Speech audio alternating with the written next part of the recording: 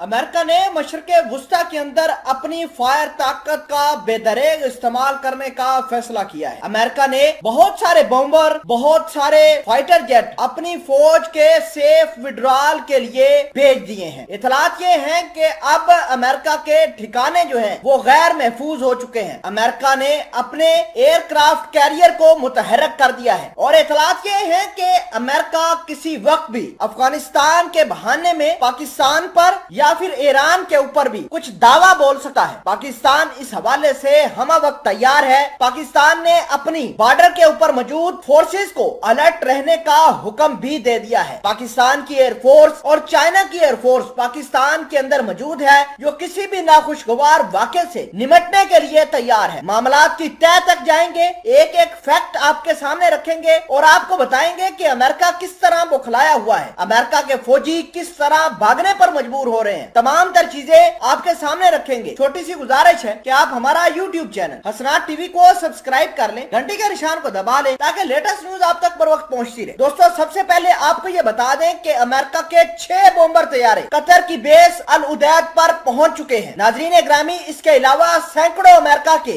F-15E eagle तैयारे अफगानिस्तान के अंदर जाने के लिए तैयार हैं। ये अफगानिस्तान के फौजियों को और अमेरिका के फौजी जो अफगानिस्तान से निकल रहे हैं उनको सेफ तरीके से निकालने में मदद करेंगे। अमेरिका का एक स्ट्राइक कैरियर ग्रुप जिसका नाम रोजवेल्ट है, उसको अरेबियन सी के अंदर मुतहर्रिक कर दिया है। नाजरीन ग्रामी, इसके अलावा अमेरिका ने अफगानिस्तान के अंदर अपना साजो सामान वापस लाने के लिए अपने मास्टर जहाज जिनका नाम C-17 है, जिनकी तादाद 60 है, वो अफगानिस्तान के अंदर भेज दिए हैं। अफगानिस्तान से एक एक चीज उठाई जा रही है और इतलात ये है कि अब तालिबानों ने बगराम बेस को, कंदार बेस को, हिलमंद के अंदर मौजूद जो अमेरिका की बेसिस हैं उनको निशाना बनाना शुरू कर दिया है और अमेरिका बुखलाया हुआ है। अमेरिका के ये बॉम्बर तैयारे जो अल उदैद बेस के ऊपर मौजूद हैं वो किसी वक्त भी या पाकिस्तान का रास्ता इस्तेमाल करते हुए अफगानिस्तान के अंदर जाएंगे या ईरान का रास्ता इस्तेमाल करके अफगानिस्तान के अंदर जाएंगे या फिर भारत की सरजमीन इस्तेमाल करते हुए अफगानिस्तान के अंदर आएंगे। एक बात तो तय है कि अफगानिस्तान के तालिबानों पर अमेरिका किसी वक्त भी कोई बड़ी एयर स्ट्राइक्स कर सकता है। दूसरी जानब अमेरिका के डिफेंस सेक्रेटरी लॉयड ऑस्टिन ने अपने फौजियों को जल्द अज जल्द अमेरिका से निकालने का हुक्म दे दिया है। अमेरिका के फौजी लगातार निशाना बन रहे हैं और इसके अलावा अमेरिका के जो सेक्रेटरी डिफेंस है जिनका नाम लॉयड ऑस्टिन है, उनका कहना है कि जल्द अज जल्द जैसे जैसे अमेरिका की फोर्सेस अफगानिस्तान से बाहर निकलेंगी हमें मौका मिलेगा, हम अफगानिस्तान के ऊपर बेदरेग हमले कर देंगे। नाजरीन ग्रामी, सिर्फ अभी अमेरिका ये प्लान बना रहा है कि किसी न किसी तरीके से उसका सारा का